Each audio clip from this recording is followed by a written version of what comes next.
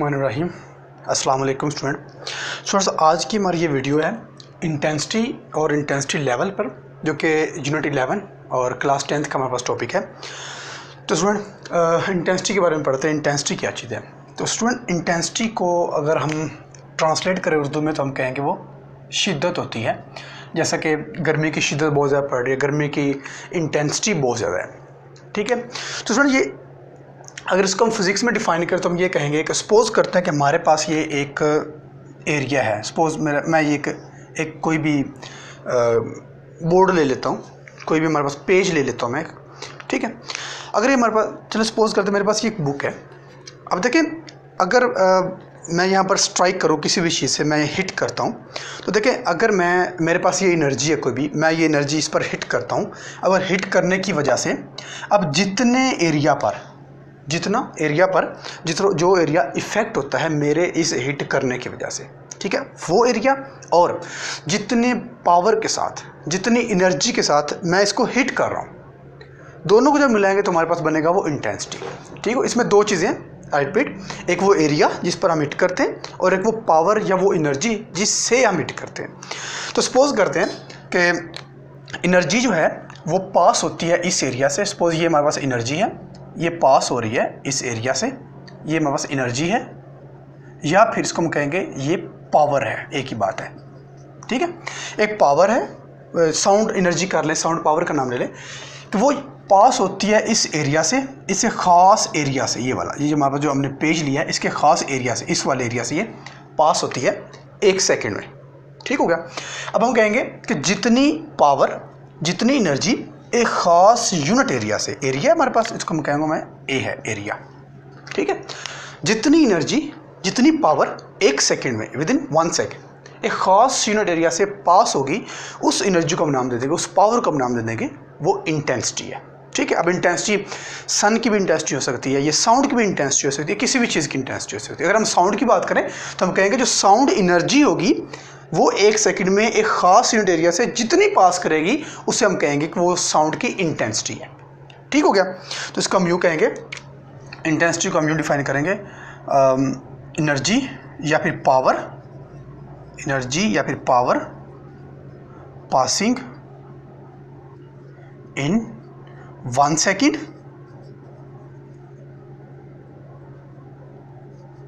in 1 second through an area held perpendicular। देखिए ये जो एरिया है, ये वाला, ये जो एरिया में रखा हुआ है, ये इस इंटेंसिटी, इस पावर के परपेंडिकुलर, यानी कि 90 का एंगल बन रहा है ना यहाँ पर, तो वही हमारे पास है perpendicular. Through an area held perpendicular to the propagation of sound wave. ये साउंड भी हो सकता है, ये कुछ भी हो सकती है, ठीक है, जिसकी हमने इंटेंसिटी मालूम करनी है। तो ये हमारे पास है इंटेंसिटी। अब एक और बात याद रखें, जो इंटेंसिटी है वो फिजिकल क्वांटिटी है, ये एक फिजिकल क्वांटिटी है, ठीक हो गया। फिजिकल क्वांटिटी क्यों, कैसे है? क्योंकि आपको पता है हर वो चीज़ जिसको मेजर कर सकते हैं वो फिजिकल क्वांटिटी होती है। तो इंटेंसिटी को हम जो कोई मेजर कर सकते हैं, दैट्स वी हम कहेंगे कि ये हमारे पास फिजिकल क्वांटिटी है। और इसका जो यूनिट होता है, अब देखें यूनिट हम कहाँ से निकालेंगे? यूनिट हम निकालेंगे पावर जो पास होती है ख़ास यूनिट एरिया से, पावर, ठीक है, जो पास होती है ख़ास यूनिट एरिया से। तो ये हमारे पास, इसको हम कहेंगे पावर यानी कि वाट, ठीक है, और एरिया मतलब एम स्क्वायर। तो ये हमारे पास आ जाएगा वाट m -2। तो ये हमारे पास इसका यूनिट होगा वाट -2। ये किसका यूनिट है? ये इंटेंसिटी का यूनिट है इसका, ठीक है। तो उसके बाद हमारे पास है इंटेंसिटी लेवल। क्या चीज़ है? तो स्टूडेंट एक और चीज़ मैं आपको बता दूं कि जो इंटेंसिटी लेवल है वो साउंड का, इनफैक्ट वो एक लेवल होता है जो इंसानी कान कितना बर्दाश्त कर सकते हैं, किस हद तक वो बर्दाश्त नहीं कर सकते, वो लेवल होता है ना, ठीक है। जैसे कि पानी का लेवल इतना ज़्यादा है कि इंसान तैर नहीं सकता, या पानी का लेवल इतना ज़्यादा है कि उस टैंक में इंसान जा नहीं सकता, ठीक है, लेवल है। तो इस तरह इंटेंसिटी, साउंड का भी एक लेवल होता है। कितना लेवल होता है वो भी हम देखते हैं।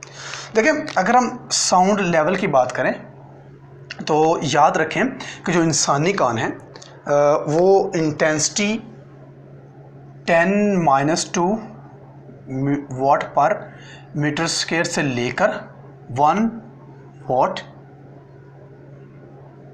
पर मीटर पर एरिया मीटर स्क्वायर तक वो बर्दाश्त कर सकती है। यानी कि ये हमारे पास होती है मैक्सिमम रेंज और ये हमारे पास होती है मिनिमम रेंज। ठीक है, ये बहुत ज़्यादा वाइड होती है, याद रखिए बहुत ज़्यादा वाइड होती है, बहुत बहुत बड़ी रेंज होती है। ठीक है, इतनी रेंज होती है कि शायद हम इसको ऑर्डिनरी फॉर्म में लिखना मुश्किल हो जाता है, इसलिए हम इसके लिए जो है ना लॉगरिथम यूज़ करते हैं। तो ये हमारे पास वो रेंज होती है जो हम सुन सकते हैं। अब जो 1 वाली रेंज है ये इतनी वाइड होती है कि याद रखें कि पेन होना शुरू हो जाती है, यानी पेनफुल होती है कानों के अंदर, या हेड एकिंग शुरू हो जाती है, सर में दर्द होना शुरू हो जाता है। ये इतनी ज़्यादा होती है इंटेंसिटी, और ये हमारे पास मिनिमम होती है।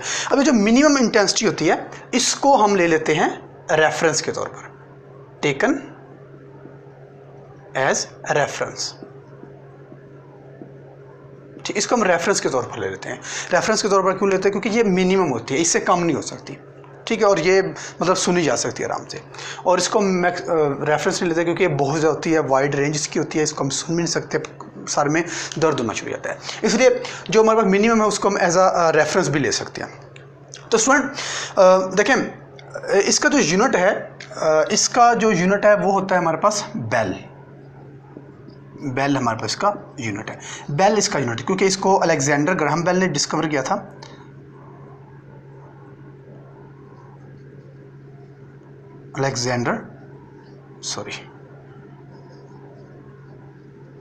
ग्राहम बेल,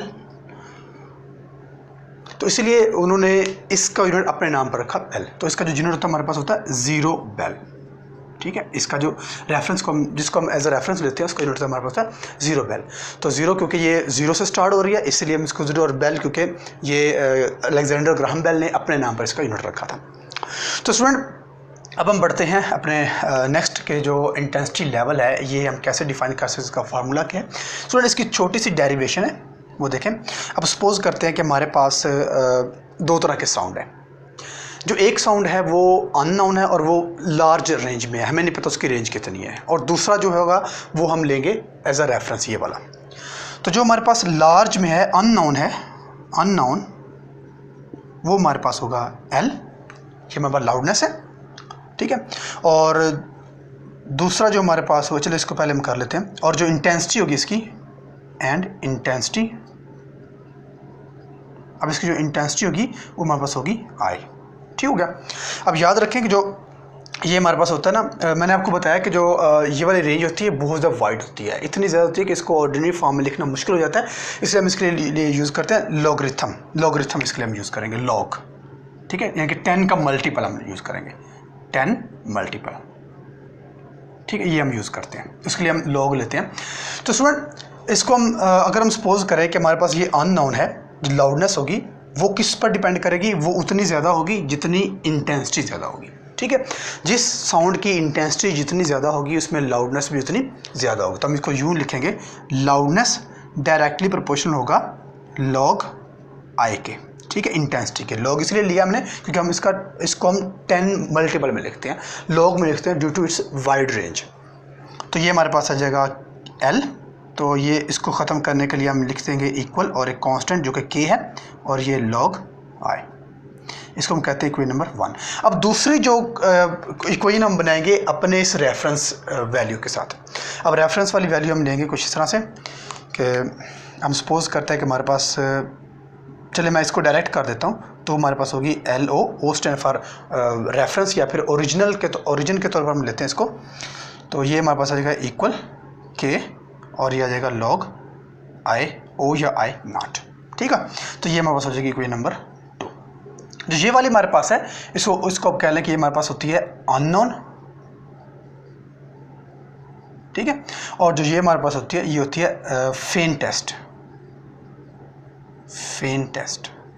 ठीक है, ये जिस फेंटेस्ट बहुत मध्यम या फिर जिसको हम रेफरेंस के पॉइंट पर लेते हैं, दोनों एक ही बात है। ठीक हो गया स्टूडेंट। तो स्टूडेंट ये अब हम ऐसा करते हैं कि दोनों को सब्ट्रैक्ट कर देते हैं, इन दोनों इक्वेशंस को हम सब्ट्रैक्ट कर देते हैं। तो मैं डायरेक्ट लिख देता हूँ। दोनों को जब सब्ट्रैक्ट करेंगे तो हमारे पास आ जाएगा L माइनस L नॉट। तो ये हमारे पास कुछ यूँ आएगा, जब इनको सब्ट्रैक्ट करेंगे तो L minus L not equal ये भी सब्ट्रैक्ट होगा तो बनेगा हमारे पास k log I minus k log I not. ठीक हो गया। तो ये हमारे पास आ जाएगा, इसको हम कह देंगे चेंज इन लाउडनेस। ये हमारे पास है चेंज इन लाउडनेस। ठीक है, ये अननोन है और ये नोन है, तो इसको हम बोल देंगे हमारे पास ये इंटेंसिटी लेवल है, इंटेंसिटी लेवल। ठीक है, इक्वल। अब के दोनों में कॉमन है, उसको कॉमन ले लें, बाकी बचेगा लॉग और ये बनेगा आई माइनस आई नॉट। अब इसको हम यूँ लिख सकते हैं, ये एज इट इज रहेगा, तो ये के। अब लॉगरिथम का हमारे पास ये रूल होता है, अगर माइनस हो दरम्यान में तो उसको हम लिख सकते हैं डिवीजन में, तो इसको हम यूँ लिखेंगे अब log I over I not. ठीक हो गया। अच्छा स्टूडेंट, ये हमारे पास है इंटेंसिटी लेवल। मैं इसको डायरेक्ट लेवल लिख देता हूँ ताकि स्पेस थोड़ी बच जाए। तो ये हमारे पास है। अब यहाँ पर याद रखें, ये हमारे पास जो के है ये कांस्टेंट है। अब जो कांस्टेंट है ये दो चीज़ों पर डिपेंड कर रहा है, एक इंटेंसिटी पर और दूसरा लाउडनेस पर। ठीक है, जो हमारे पास लाउडनेस जितनी ज़्यादा होगी। स्टूडेंट एक और चीज़ याद रखें कि जो ये हमारे पास इंटेंसिटी है ना आई वाली, ये हाई इंटेंसिटी है या फिर अननोन है, और ये हमारे पास लो इंटेंसिटी यानी कि फेंटेस्ट या फिर रेफरेंस के तौर पर जो होती है ये वो वाली होती है। अगर हम सपोज करें कि हमारी जो फेंटेस्ट है वो अगर उसका हम मल्टीप्लाई करते हैं, यानी कि अगर हम इसको ऐसा करते हैं कि जो हमारे पास ये अननोन है, जो अननोन है आई, अगर वो इक्वल हो 10 टाइम ऑफ अननोन, यानी कि 10 टाइम ऑफ अननोन का मतलब है अगर हमारे पास जो फेंटेस्ट है, जो मध्यम आवाज़ है, अगर उसको हम 10 टाइम बढ़ा दें तो वो हमारी, अगर मैं सपोज कर रहा हूँ, अगर जो मध्यम आवाज़ है, मध्यम आवाज़ की इंटेंसिटी है, अगर उसको हम 10 टाइम बढ़ा दें तब जाकर हमारी वो जो अननोन है या फिर जो वाइड रेंज वाली है उसके इक्वल होगी। ठीक हो गया। तो इसकी जगह पर हम ये भी पुट कर सकते हैं कि लेवल, अब यहाँ पर मैं एक अलग से छोटी सी कैलकुलेशन करता हूँ। अगर मैं ये सपोज करूँ कि लॉग, अब मैं इसकी वैल्यू लिखता हूँ, तो आई की जगह लिख दूंगा मैं 10 I not is over I not, तो ये इससे कैंसिल हो, तो के लॉग 10, तो ये हमारे पास होता है 1 के, तो के 1। ठीक हो गया। तो यानी कि हम ये कह सकते हैं कि अगर जो मध्यम आवाज़ होती है, जो फेंटेस्ट आवाज़ की इंटेंसिटी होती है, अगर उसको हम 10 टाइम बढ़ा दें तब जाकर वो हमारी बनेगी हमारी वाइड रेंज के इक्वल।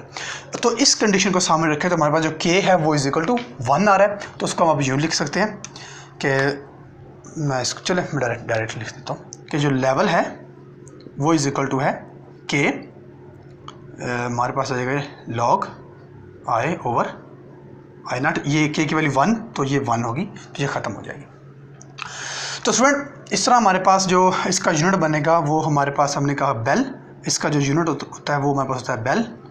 ठीक है, अब जो बेल है वो एक बहुत बड़ा यूनिट है, एक लार्ज यूनिट है। अगर हमने मालूम, ये तो लार्ज यूनिट होगा, ये जो लार्ज वैल्यू होगी उसके लिए।